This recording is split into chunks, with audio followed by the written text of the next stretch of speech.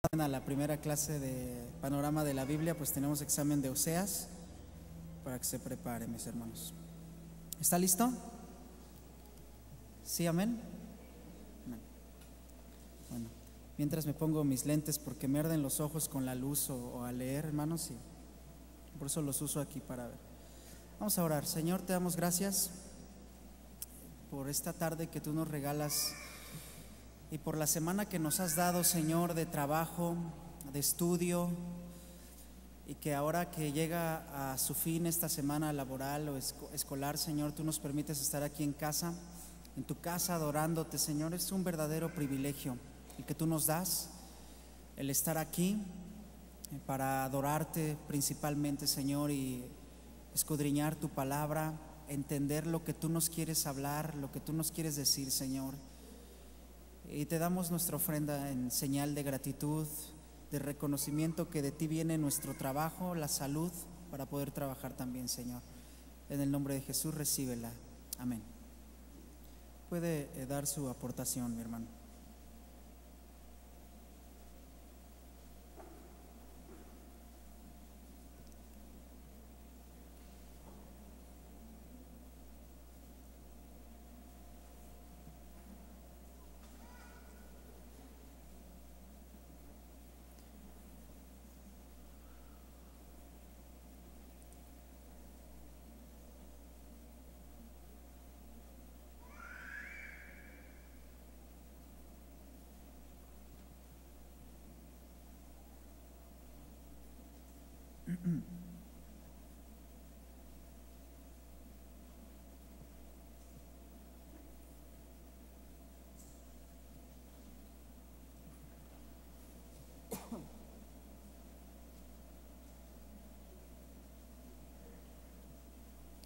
Bueno, ¿ya estamos listos? Estamos terminando, ¿verdad?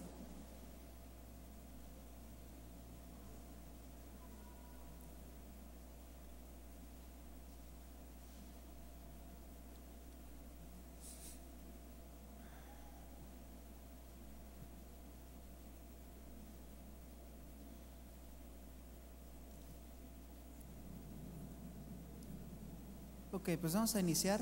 Mis hermanos, muy buenas noches a todos. Vaya abriendo su Biblia en la segunda carta a los Corintios, capítulo 7, verso 10. Segunda carta a los Corintios, capítulo 7, verso 10. ¿Quiere estudiar la Biblia? Amén. Pero que el Señor nos ayude a entenderla, a discernirla, pero sobre todo a ponerla por obra, ¿verdad? No ser oidores olvidadizos, sino hacedores de su palabra.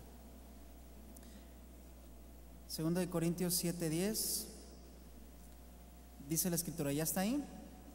Esperamos a que lo tengan todos. Este es el tema número 10, hermanos, de la serie ¿Para qué me sirve la conciencia? Ya van 10 temas con que se dan rápido, ¿verdad? Se pasa el tiempo. 10 temas. Y bueno, esta serie está diseñada para conocer cómo es que Dios nos ha creado, nos ha diseñado a ustedes y a mí. Nos ha dado el Señor una conciencia, gracias. Nos ha dado el Señor una conciencia con un propósito, es parte del diseño que Él nos dio. Y esta serie está diseñada para eso, entender cuál es la función de que Dios nos haya puesto una conciencia. Ya se ha visto qué es la conciencia. Radica en la mente, en los pensamientos, y ha sido diseñada esta serie para eso, para saber la voluntad de Dios. La Escritura dice que la voluntad de Dios es nuestra santificación, amén. Eso lo dice Pablo a los tesalonicenses, que nos apartemos de todo pecado, en el caso de ellos de la fornicación. Entonces esa es la voluntad de Dios y esta serie está diseñada para eso. Ahí estamos en 2 de Corintios capítulo 7 verso 10. Dice el apóstol Pablo que la tristeza que es según Dios produce ¿qué? Arrepentimiento para salvación, de que no hay que arrepentirse, pero la tristeza del mundo produce muerte. El título de esta enseñanza es arrepentimiento o remordimiento. Arrepentimiento o remordimiento. Fíjense, hemos aprendido cómo es que la conciencia Dios la puso en los seres humanos como parte del diseño original que Dios nos creó en un inicio. ¿Cuál es el propósito principal de la conciencia, mis hermanos? ¿Se acuerdan? Ya después de 10 estudios nos debemos acordar. El propósito principal de la conciencia en el hombre es condenar el pecado. La conciencia acusa lo que es pecado delante de Dios, reprueba lo que es malo delante de Dios, y también la conciencia se encarga de aprobar lo que es recto delante de Dios, ¿verdad? Es decir, la conciencia viene a ser una pequeña chispa de la santidad de Dios en ustedes y en mí. ¿Se acuerdan qué significa que Dios es santo? Dios es santo, ¿verdad? ¿Qué significa que Dios es santo? Cuando decimos Dios es santo, ¿entiende cuando decimos que Dios es santo? Quiere decir que Dios está apartado del pecado, que Dios no puede pecar. Él está apartado del pecado totalmente, aborrece el pecado. Eso quiere decir que Dios es santo. Por lo tanto, la conciencia es una pequeña chispa de la santidad de Dios que usted y yo conservamos y que tiene la misma función: apartarnos del pecado o condenarnos lo que es pecado delante de Dios, acciones malas, moralmente incorrectas. La Biblia nos enseña que el Espíritu Santo es quien nos convence de todo pecado, ¿cierto? En Juan 16, verso 7, el Señor Jesús lo dijo, que cuando el Espíritu Santo venga, Él convencerá al mundo de pecado, de pecado. Él convence de pecado, pero dice la Escritura que Él convence de pecado, pero Él no va a tomar la decisión de que tú te arrepientas. ¿Quién va a tomar la decisión de que nos arrepintamos? Únicamente nosotros, única y exclusivamente nosotros. Es decir, nosotros le podemos dar el sí o el no al Espíritu Santo cuando venga a convencernos de que las acciones que hacemos son pecaminosas delante de Dios. El sentimiento de culpa es una de las características principales de lo que el Espíritu Santo causa en ustedes y en mí para alertarnos en nuestra conciencia. ¿Cuántos han experimentado, cuántos han sentido ese sentimiento de culpa, hermanos? Pues todos, ¿verdad? Porque todos tenemos conciencia, todos hemos experimentado ese sentimiento de culpa. Ese sentimiento de culpa es causado por el Espíritu Santo a través de la conciencia. Claro, en los que han nacido de Dios, lo vamos a ver, porque Pablo dice que hay un arrepentimiento que produce, o hay una tristeza que produce arrepentimiento, pero hay otra que produce muerte.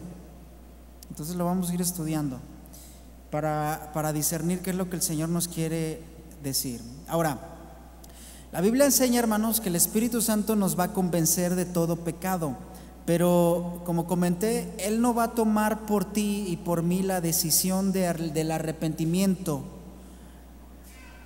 Como por ejemplo cuando alguien nos ha convencido de algo o alguien trata de convencernos de algo, ¿no? Por ejemplo, a la puerta de la casa seguido llaman los vendedores, ¿no? Y los vendedores pues venden, no sé, topper o algún otro producto, y cómo tratan de convencer. Ellos están haciendo su trabajo, ¿no?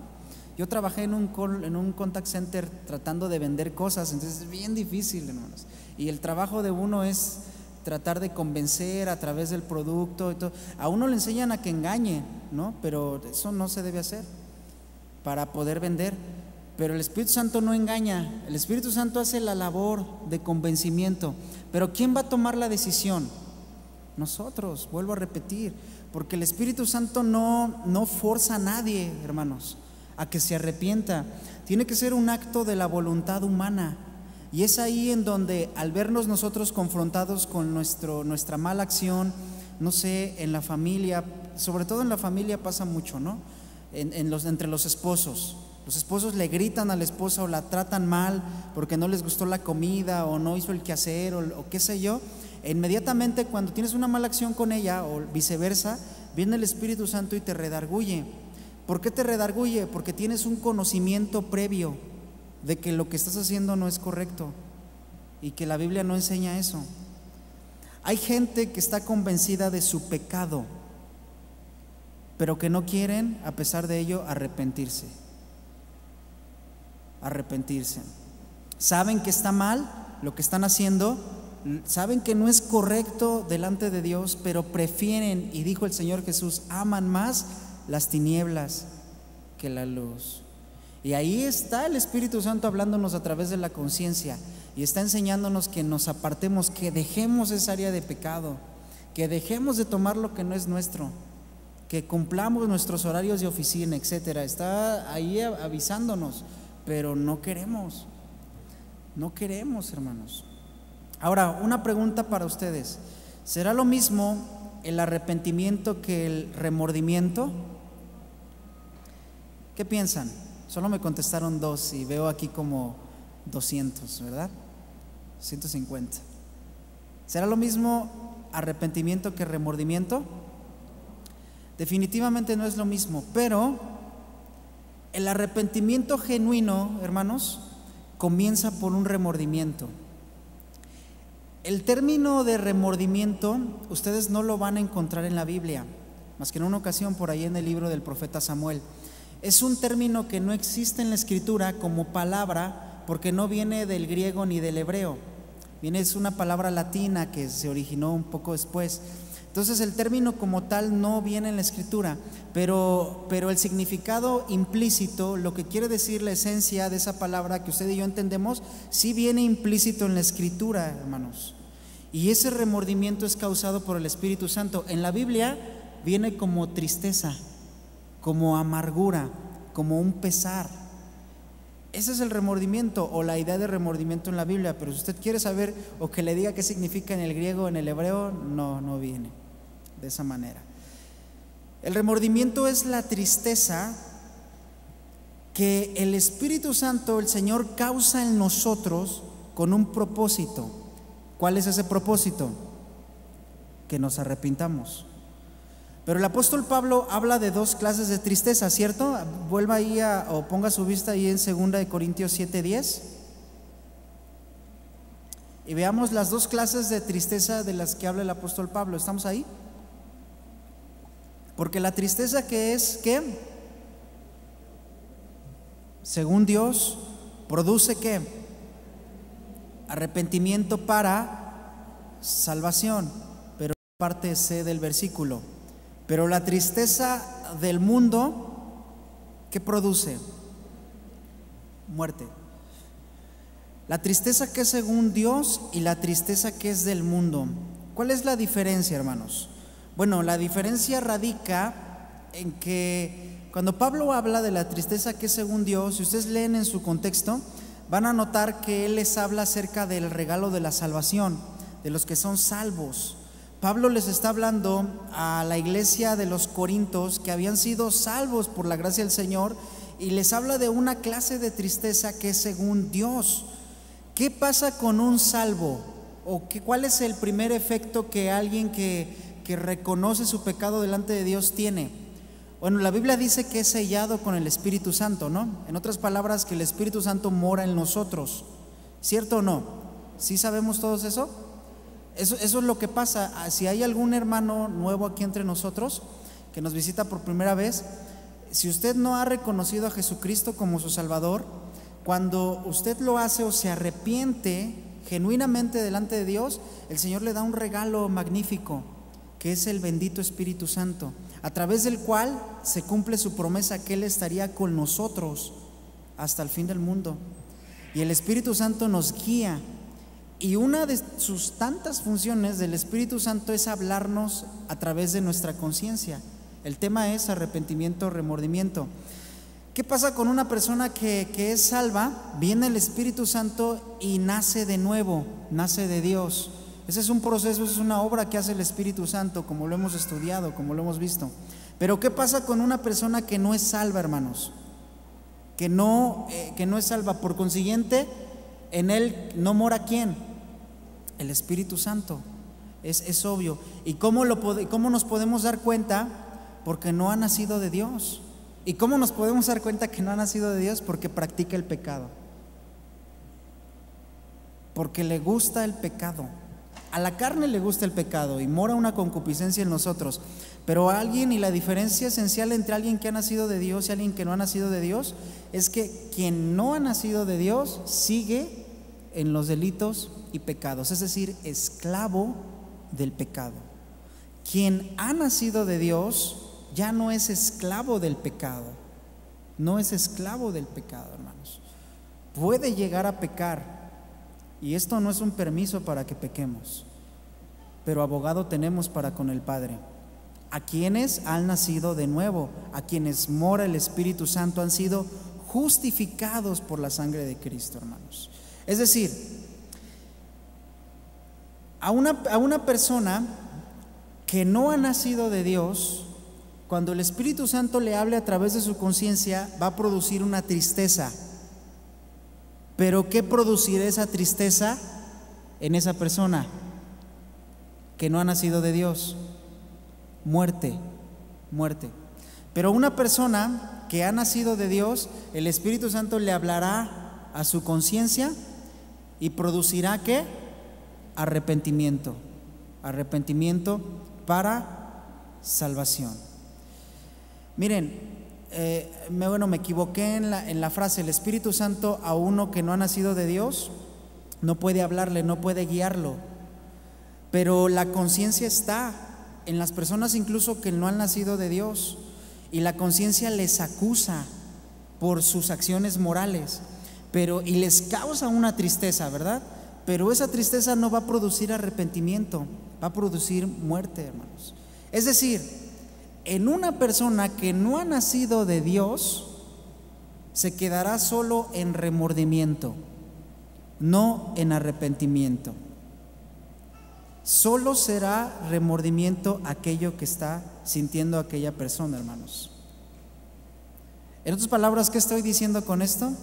Que, por ejemplo, Judas nunca nació de Dios, nunca nació de nuevo. Y vamos a ver más adelante el ejemplo de Judas, porque Judas era un ministro fiel al Señor. Judas era un hombre que probablemente echó fuera demonios, porque estaba entre los 70 que expulsaron los demonios y llegaron bien contentos, ¿se acuerdan? Con el Señor a darle el reporte, y ahí estaba Judas entre ellos. Pero no nació de Dios, lo vamos a ver. El arrepentimiento genuino, hermanos, comienza en primera instancia por esa tristeza que el apóstol Pablo habla a los corintios. Pero el fruto de esa tristeza que viene por parte del Espíritu Santo a través de nuestra conciencia es que demos un fruto, vuelvo a repetir, de arrepentimiento, hermanos. ¿Qué es lo que el Señor quiere y espera de usted y de mí cuando venga y nos hable a través de nuestra conciencia? Él quiere que nos arrepintamos inmediatamente, inmediatamente, hermanos. Esa es la función de nuestra conciencia. Acuérdense que la conciencia es al Espíritu Santo lo que a su servidor es este micrófono, ¿no? Si yo apagara el micrófono, puse el ejemplo en una ocasión, pues no me escucharían, no me alcanzarían a escuchar bien. Pero si uso este micrófono, entonces yo no me tengo que esforzar tanto, desgarrar la voz, y los hermanos que están allá atrás pues no me escucharían y me escuchan bien. Entonces el Señor diseñó la conciencia con ese objetivo, de que fuera la herramienta que usaría el Espíritu Santo para que usted y yo alcanzáramos a percibir lo que el Señor quiere de usted y de mí, lo que el Señor quiere de usted y de mí. Hay unos que tienen la conciencia cauterizada, la conciencia mala, ya se ha hablado todo esto aquí, y que ya no escuchan al Espíritu Santo, ¿verdad? Hablando del arrepentimiento que el Señor quiere que usted y yo alcancemos a través de esa tristeza que produce por nuestra conciencia, ¿quién fue la primera persona en el Nuevo Testamento que habló de esta relación entre la tristeza y el arrepentimiento? Es decir, ¿quién fue el primero que habló del arrepentimiento en el Nuevo Testamento? ¿Se acuerda? ¿Quién? Juan el Bautista. Vamos a leerlo, vamos al Evangelio de Mateo, capítulo 3, verso 1, un evangelio llamado Evangelio Sinóptico. Mateo, Marcos, Lucas y Juan.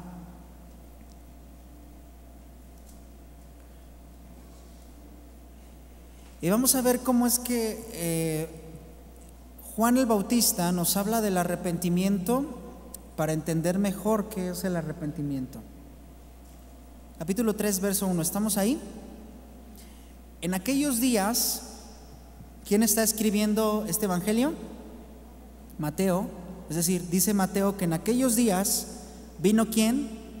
Juan el Bautista predicando en el desierto de Judea, diciendo: arrepentíos, porque el reino de los cielos se ha acercado.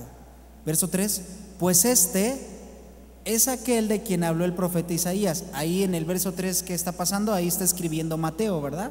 O está comentando Mateo. Pues este, o sea Juan, es aquel de quien habló el profeta Isaías cuando dijo: voz del que clama en el desierto, preparad el camino del Señor, enderezad sus sendas. Y Juan estaba vestido de pelo de camello y tenía un cinto de cuero alrededor de sus lomos, y su comida era langostas y miel silvestre. Y salía a él, ¿quién? Jerusalén, habla de la población, Jerusalén y toda Judea y toda la provincia de alrededor del Jordán, y eran ¿qué? Bautizados por él, por Juan, en el Jordán, confesando sus pecados.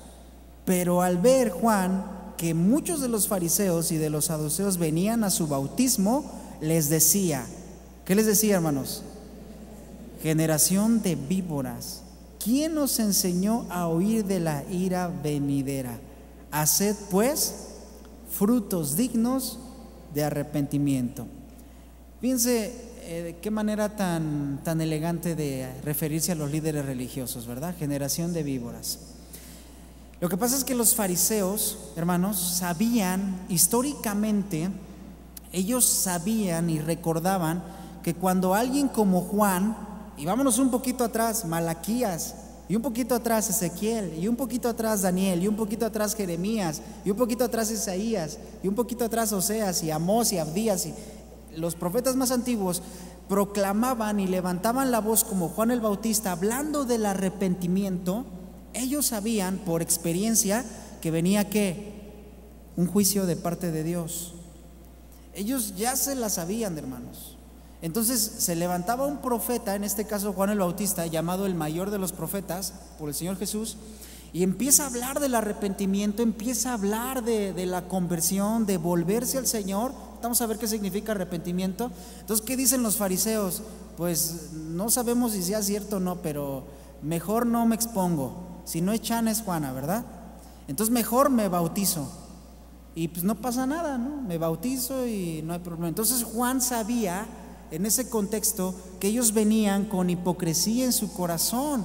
Les dice hipócritas, y les dice den frutos de arrepentimiento. Es decir, si en verdad vienen porque creen que lo que digo es verdad, den fruto de arrepentimiento.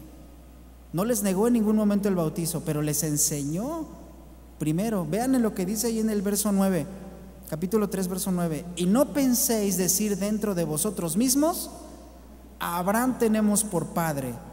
Porque yo os digo, dice Juan, que Dios puede levantar hijos a Abraham aún de estas piedras. Y ya también el hacha está puesta ¿sobre quiénes? Sobre la raíz de los árboles.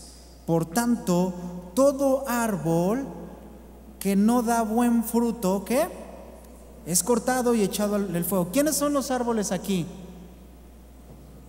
Los ministros, los fariseos, los que aparentemente daban sombra. Aquí está alegorizando Juan.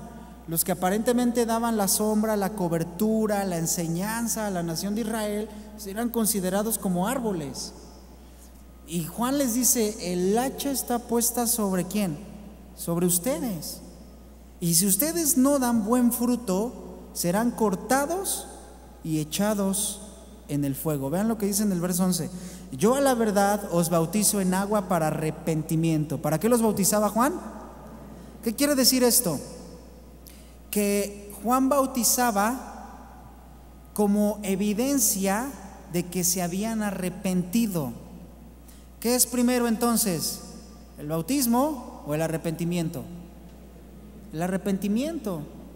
Alguien que no se ha arrepentido genuinamente de sus pecados no puede ser bautizado. Bueno, puede ser bautizado, pero se va a mojar nada más. Hay hermanos que cuando hay bautizos nos preguntan, nos dicen: oiga, pues yo llevo un mes en la iglesia, llevo una semana, ¿me puedo bautizar? ¿Cuál sería la pregunta que usted le tiene que hacer? ¿Ya se arrepintió de sus pecados? ¿Cree en el Señor Jesucristo? Sí, ya me arrepentí. Puedes bautizarte, mi querido eunuco, y bauticen, ¿verdad?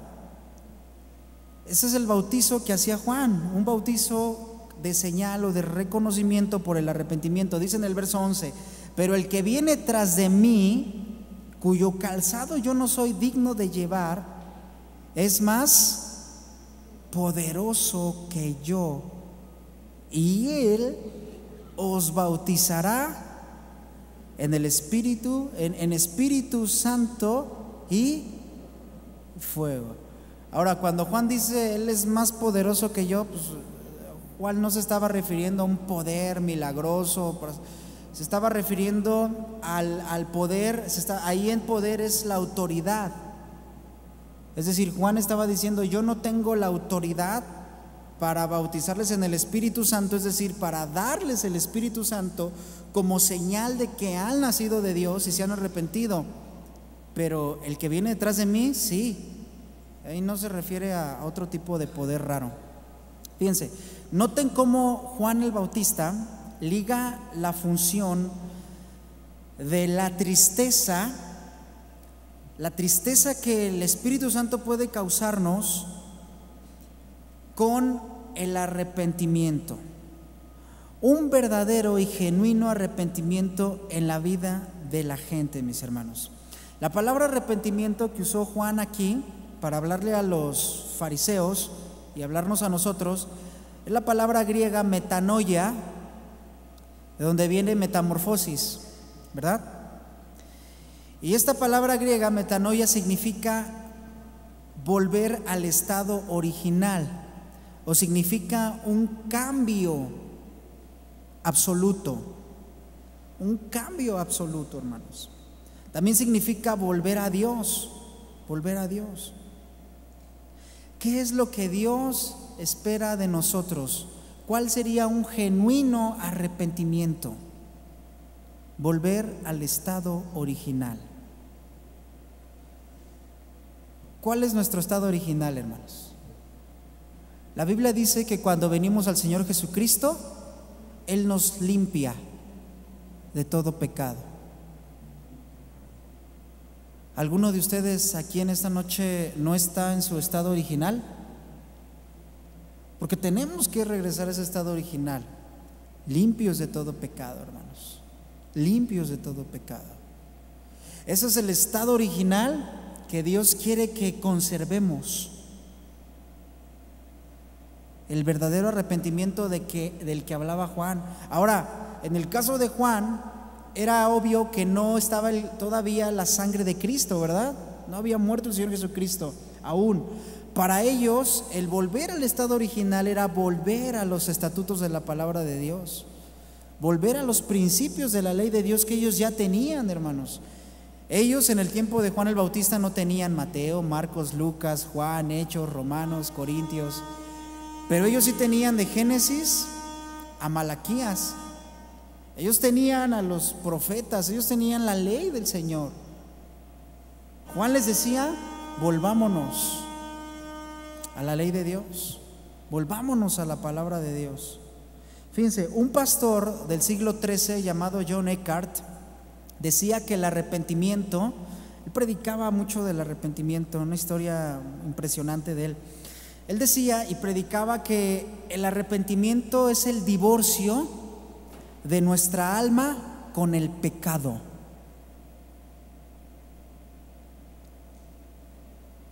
Mediten eso.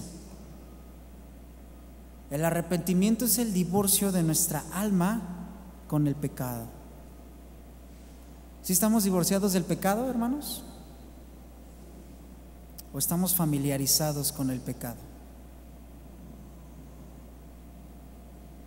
Qué tremendo esto, porque derivado de esta enseñanza es que él predicaba, John Eckhart, y decía: si no hay un divorcio entre tú y el pecado, no va a haber un matrimonio entre Cristo y tú, porque le perteneces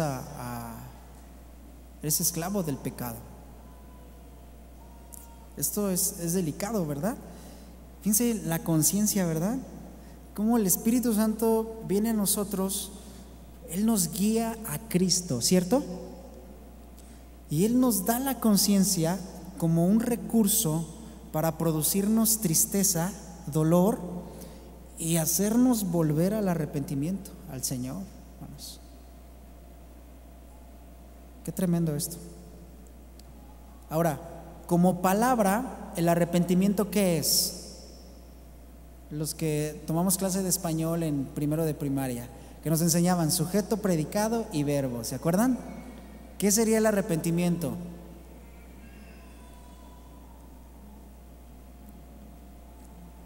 Una acción, ¿verdad? Un verbo. ¿Qué implica arrepentirse? Una acción. ¿Qué es una acción? Bueno, un acto de la voluntad humana. ¿Cuántos saben que Dios nos dio voluntad, hermanos, para tomar decisiones? La Escritura habla de la libertad que Dios nos da para tomar decisiones, llamado libre albedrío en alguna ocasión.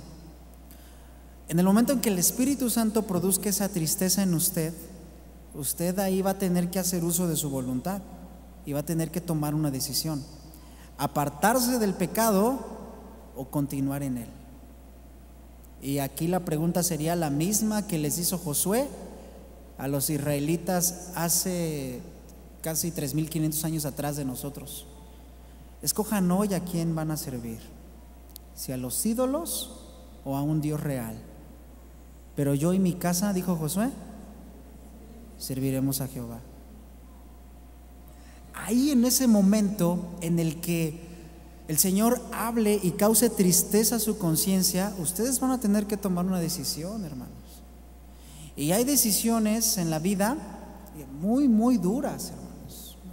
Hay cosas que aparentemente no traen muchas consecuencias, pero hay otras decisiones, ¿no? Ahí está la decisión de la jovencita enamorada de un muchacho del mundo que tiene que tomar su decisión de dejarlo o de seguir con él. Y si toma su decisión de seguir con él, pues se puede ir con él, queda embarazada y tremendas consecuencias, ¿no? Tomó su decisión y las consecuencias se van a seguir pagando después de años. Pero también, cuando el Espíritu Santo viene y produce esa tristeza, si toma la decisión de apartarse del pecado, entonces el Señor Jesús en una ocasión habló de una parábola, ¿se acuerdan? Que cuando un pecador se arrepiente, ¿qué hay en el cielo? Fiesta. Bueno, eso no quiere decir literalmente que haya una fiesta en el cielo, sino describe que hay un gozo en el corazón de Dios cuando alguien se arrepiente, porque Él no quiere la muerte del pecador, sino que se arrepienta y viva. Pasajes de Amós como buscadme y viviréis, hermanos, lean los profetas, hermanos. Se van a dar cuenta cómo en medio de todo el juicio y la disciplina de Dios, el juicio y la disciplina de Dios es así, y está dentro del amor de Dios y la misericordia de Dios, que quiere salvar a su pueblo. Esto es tremendo, hermanos. El Señor Jesús dijo que el Espíritu Santo convencería al mundo de pecado, pero Él no va a tomar la decisión. Cada quien va a ser responsable de la decisión que tome, hermanos, delante de Dios. Delante de Dios, cada quien va a ser responsable.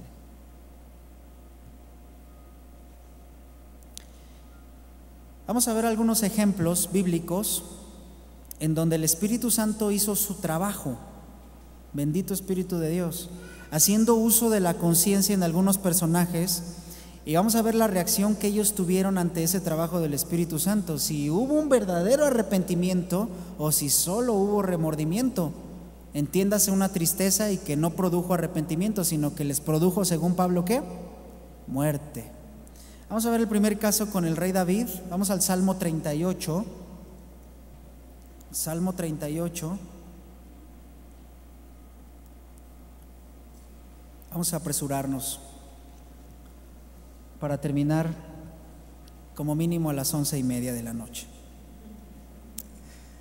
Luego luego me cuesta cambiarme el chip. En el instituto son 2 horas de clase, hermanos.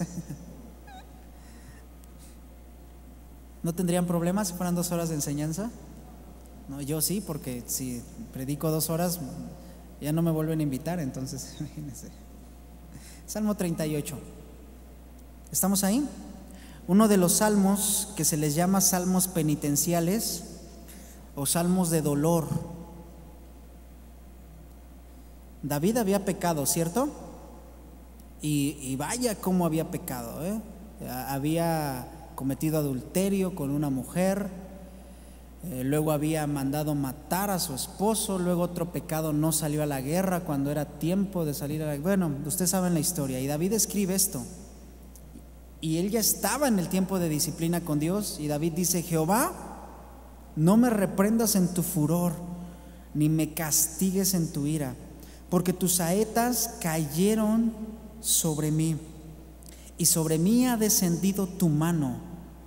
Nada hay sano en mi carne a causa de tu ira, ni hay paz en mis huesos a causa de mi pecado, porque mis iniquidades se han agravado sobre mi cabeza, como carga pesada se han agravado sobre mí. Hieden y supuran mis llagas a causa de ¿qué? De mi locura. Estoy encorvado, estoy humillado en gran manera, ando enlutado todo el día, porque mis lomos están llenos de ardor y nada hay sano en mi carne. Estoy debilitado y molido en gran manera. Gimo a causa de la conmoción de mi corazón. Señor, delante de ti están todos mis deseos, y mi suspiro no te es oculto. Mi corazón está acongojado, me ha dejado mi vigor, y aún la luz de mis ojos me falta ya. ¿Cómo notan esta oración de David, hermanos? ¿Notan una actitud ligera, como de remordimiento, de tristeza? ¿O notan una actitud genuina de arrepentimiento? ¿Qué es lo que alcanzan a percibir ustedes? Un arrepentimiento, ¿verdad? Un arrepentimiento. Vaya ahí adelantito al Salmo 51.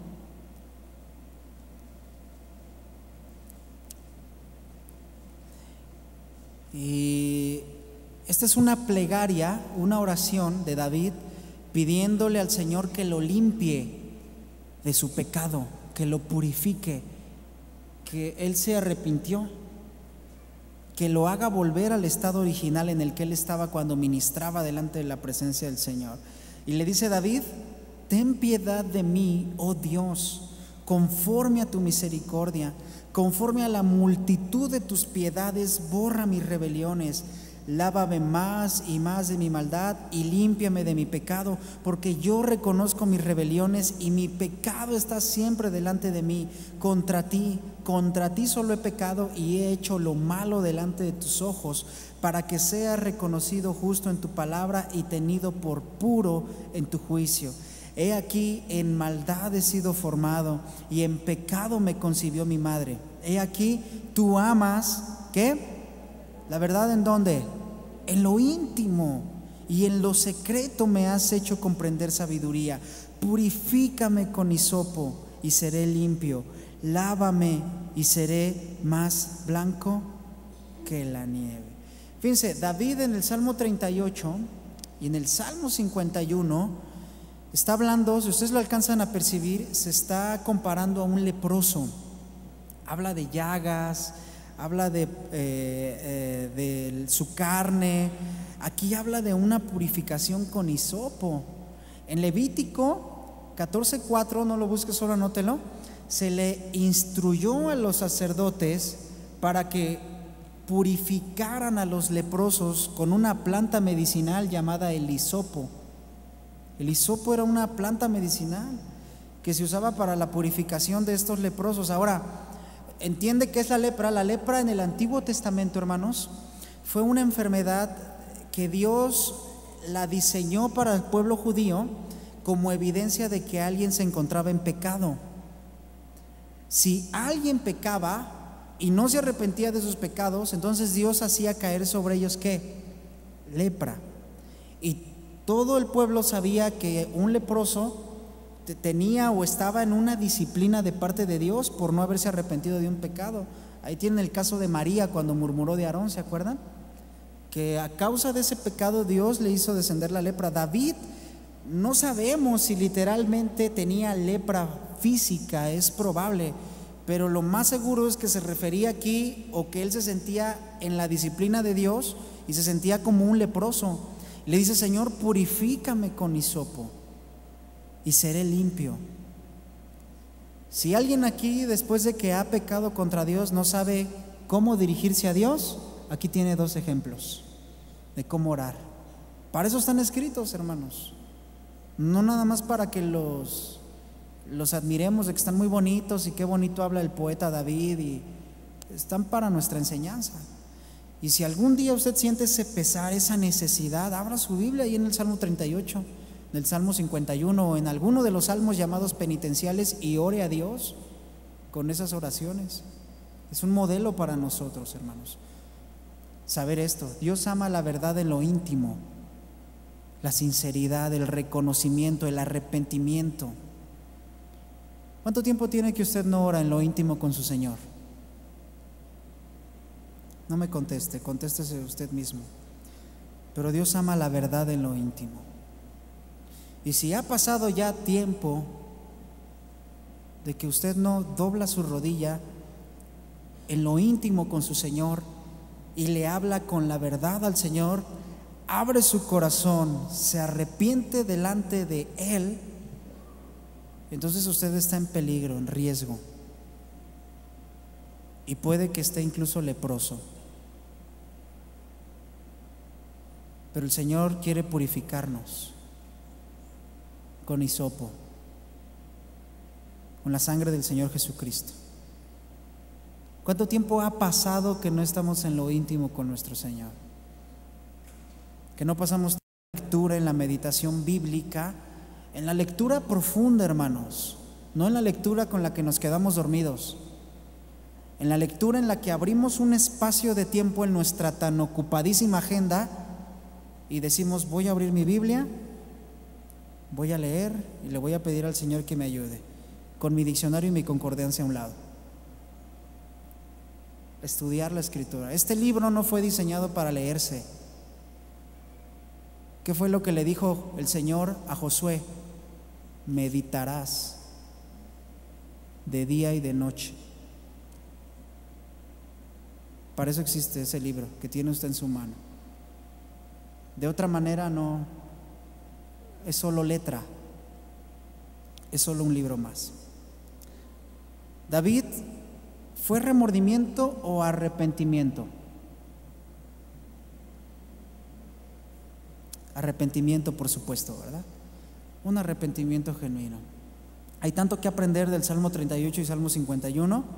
En alguna ocasión los estudiaremos, o venga al instituto, ahí ya los estudiamos, algunos de ellos. Pero vamos a ver otro caso. Abra su Biblia en Mateo 27:1. Vamos ahí.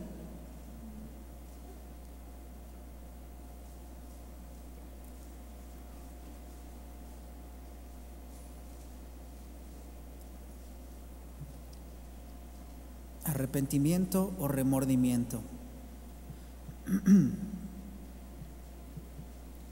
Un caso muy conocido en la Escritura. Dice el apóstol Mateo que venida la mañana, todos los principales sacerdotes y los ancianos del pueblo entraron en consejo contra Jesús para entregarle ¿a qué? A muerte. y le llevaron atado y le entregaron a Poncio Pilato, el gobernador. Entonces, ¿quién? Judas, el que le había entregado, viendo que era condenado Jesús, ¿qué hizo?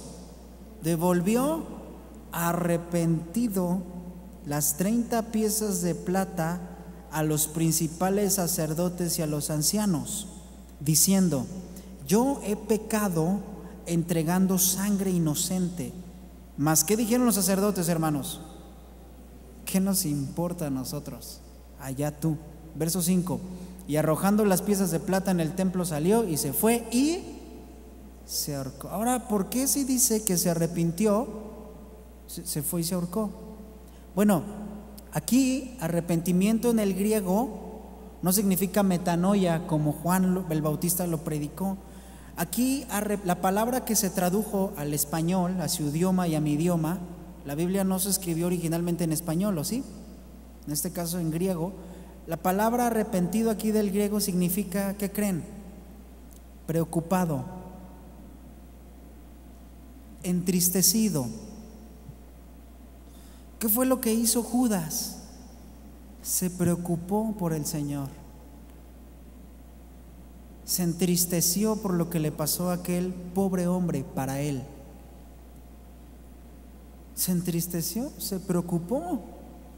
Vino una tristeza a Judas.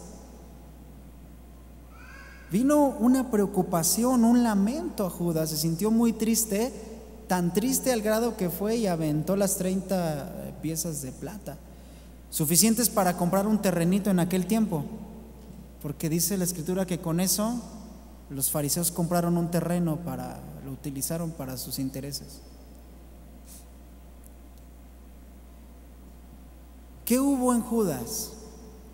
¿Un arrepentimiento o solamente un remordimiento? Una tristeza, un remordimiento que causó para él muerte. Muerte, hermanos. Veamos otro caso. Un poquito atrás, dele una vuelta atrás a su escritura, en Mateo 26, versículo 75. Mateo 26, 75.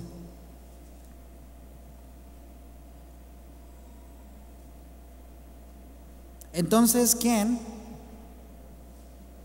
Pedro se acordó de las palabras de Jesús que le había dicho: antes que cante el gallo. ¿Se acuerdan ahí en la cena de la Pascua que le dijo el Señor Jesús? Antes que cante el gallo, Pedro, me negarás 3 veces. Y saliendo fuera, Pedro lloró amargamente. Ahora fíjense, aquí la palabra llorar en el original significa llorar a gritos. Llorar a gritos. ¿Qué tono tenía David en el Salmo 38 y en el Salmo 51, hermanos? Es un llanto a gritos, ¿verdad? Una desesperación, hermanos. Fíjense, una persona sana, espiritualmente nacida de Dios, cuando comete un pecado, siente esta necesidad. Siente la necesidad de llorar a gritos delante de Dios. Cuando verdaderamente has nacido de Dios. Cuando no, como Judas, solo te preocupas. Solo te sientes triste, un poquito mal, pero te pones a ver los deportes o te pones a jugar videojuegos o checar tu Facebook y se te olvida que pecaste. Pero alguien que ha nacido de Dios, hermanos, siente esta necesidad de ir como David a lo íntimo con el Señor de rodillas y llorar a gritos. Y si usted no siente esa necesidad, entonces tiene hoy que venir a los pies del Señor Jesucristo, porque su alma está en peligro por la eternidad. Por la eternidad, hermanos. Vamos a ver otro ejemplo. Dele otra vez la vuelta, vamos otra vez a Mateo 27:1. En el verso 3, y veamos la actitud de los sacerdotes ahora.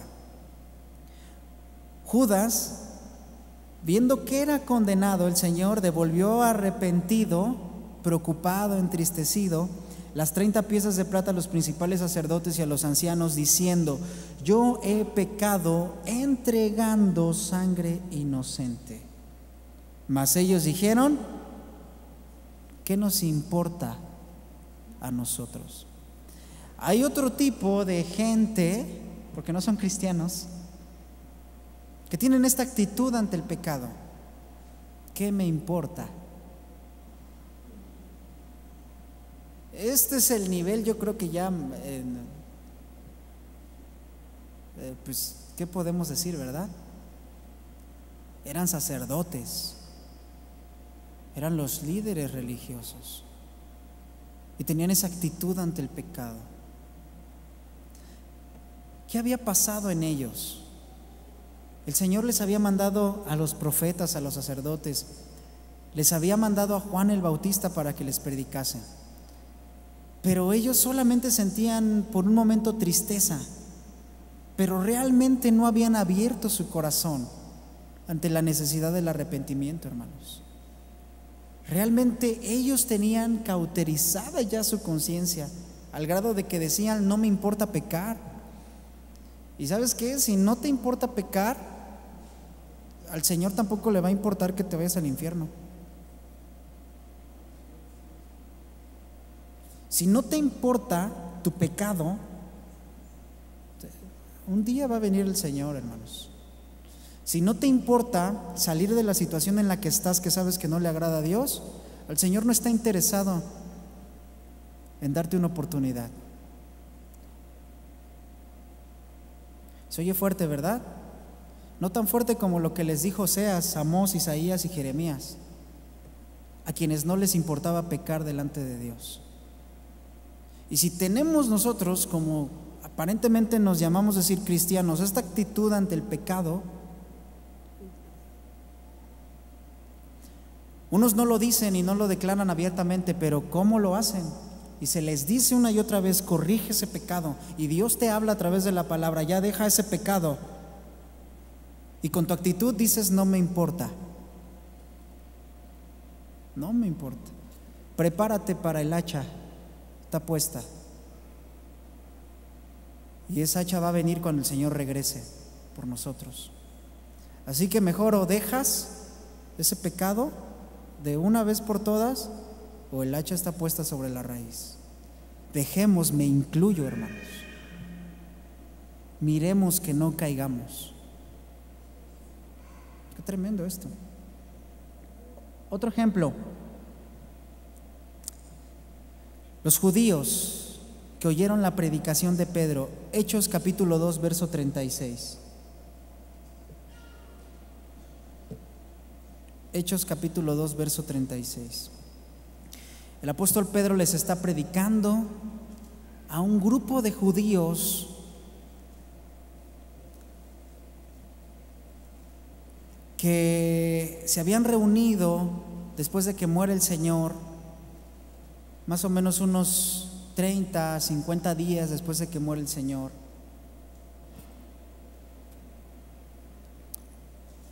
Y Pedro les habla y les predica y les dice, capítulo 2, verso 36, ¿estamos ahí?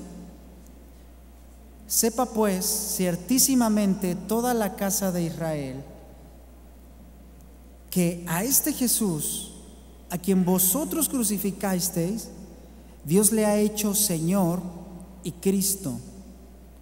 Verso 37, al oír esto, ¿qué pasó con ellos, hermanos? Se compungieron de corazón. Esta es la tristeza que el Espíritu Santo produjo en ellos. Pero vean más adelante. Y dijeron a Pedro y a los otros apóstoles: varones hermanos, ¿qué haremos? Es decir, ¿qué podemos hacer? ¿Qué vamos a hacer después de lo malo que hemos hecho, que es clamar la crucifixión, la muerte del Señor? Y Pedro les dijo: arrepiéntanse y bautícense cada uno de vosotros en el nombre de Jesucristo para perdón de los pecados, y recibiréis el don del Espíritu Santo, el regalo del Espíritu Santo, que more el Espíritu Santo en nosotros. Saltemos al verso 41. Así que los que recibieron su palabra, ¿qué pasó? fueron bautizados. Y se añadieron aquel día, ¿cuántos? Como 3,000 personas arrepentidas, hermanos. Verso 42, y perseveraban en la doctrina de los apóstoles. Esto quiere decir, y llevaban a cabo las enseñanzas que los apóstoles les daban. Perseveraban en la comunión unos con otros, en el partimiento del pan y en las oraciones, hermanos. Notan cómo el Espíritu Santo produce esa tristeza, pero ellos tomaron una decisión. Y ellos respondieron y le dieron una respuesta a Dios de la predicación que Pedro les dijo. Ustedes asesinaron al Señor. Ustedes lo crucificaron. Ustedes clamaron y estaban en la plaza. Cuando gritaban o cuando preguntaban a quién dejábamos libres, si a Jesús o a Barrabás, ahí estaban. Viene el Espíritu Santo, causa la tristeza en ellos y ellos dicen, ¿qué haremos? ¿Qué haremos? Y aquí está la función del pastorado, del ministerio, que te dice qué debes de hacer. Arrepentirte. Y después de que te arrepientas, da fruto de arrepentimiento. El bautizo, evidencia. No solamente el bautizo en sí, mojarse en sí, sino con tu vida dar una evidencia de que has sido bautizado y que te has arrepentido. Hechos capítulo 3, verso 19, y terminamos.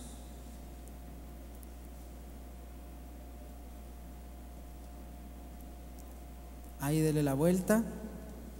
Dentro de lo mismo que está enseñando el apóstol, dice así que arrepentíos y convertíos para que sean borrados vuestros pecados, para que vengan de la presencia del Señor tiempos de refrigerio.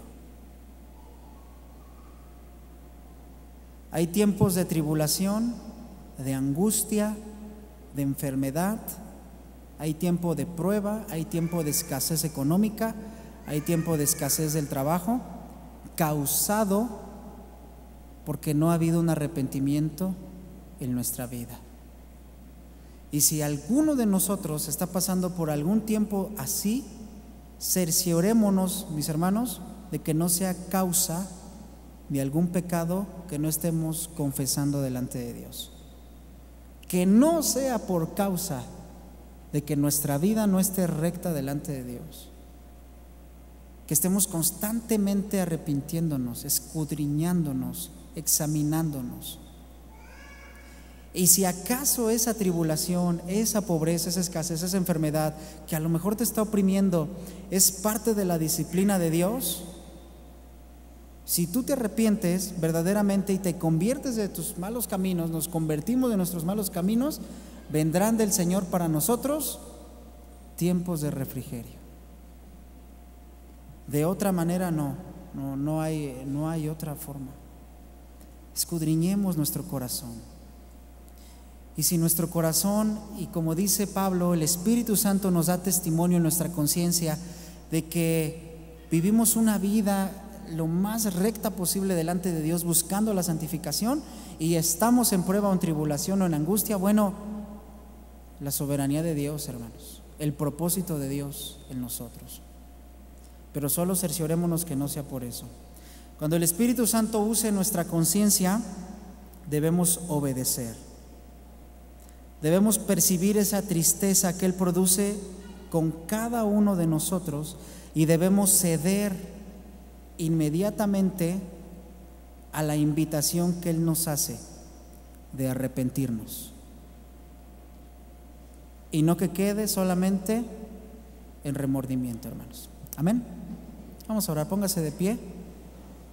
Solamente pase el piano.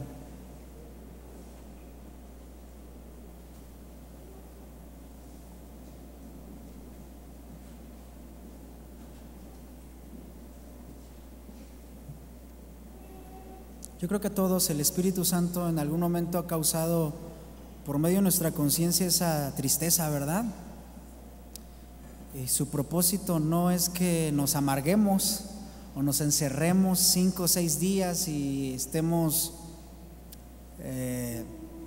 oprimidos, sino lo que Él quiere es que nos arrepintamos, hermanos, y que sigamos adelante en nuestra vida cristiana. El camino, este camino, hermanos, es de resistencia, no es de velocidad, ¿verdad? Pablo lo compara con una carrera, y cuando Pablo habla de esa carrera, bueno, en esos tiempos las carreras eran de 42 kilómetros, los maratones, ¿verdad? A esa carrera se refiere Pablo cuando compara la vida cristiana con la carrera, no de 100 metros. Entonces el cristiano debe buscar siempre, nosotros debemos buscar siempre la santificación día a día, hermanos, día a día. El orar, el pedirle al Señor que nos ayude, que nos fortalezca, que nos dé de su gracia, de su perdón, y Él quiere hacerlo. Uno de los recursos que Él usa es su conciencia y mi conciencia. Vamos a orar. Padre, te damos gracias y te pedimos perdón.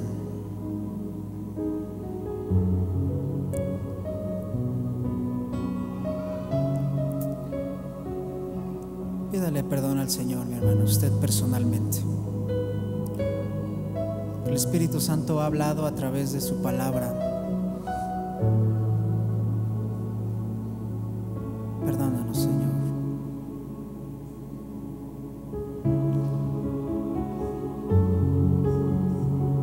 Perdónanos, Señor.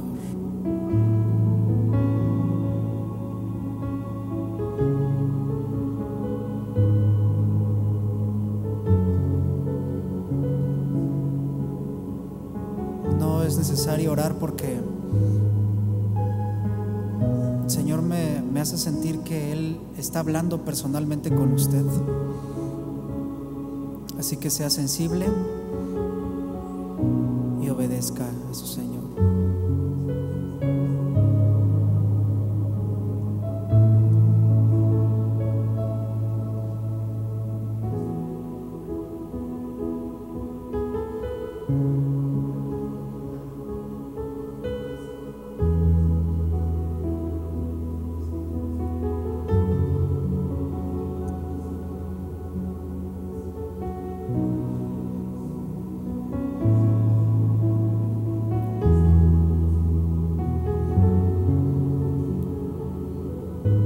Perdónanos, Señor. Escúchanos, escucha a tu pueblo, Señor.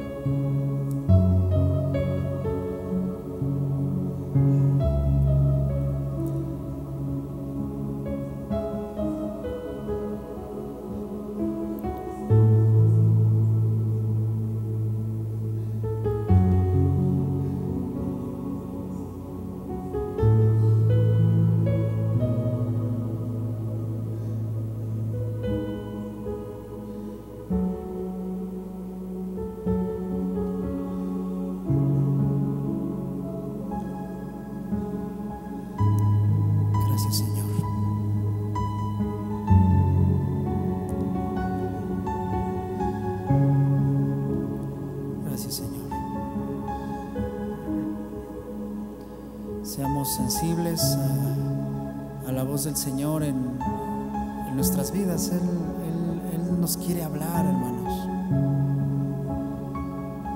El Espíritu Santo hoy habla y guía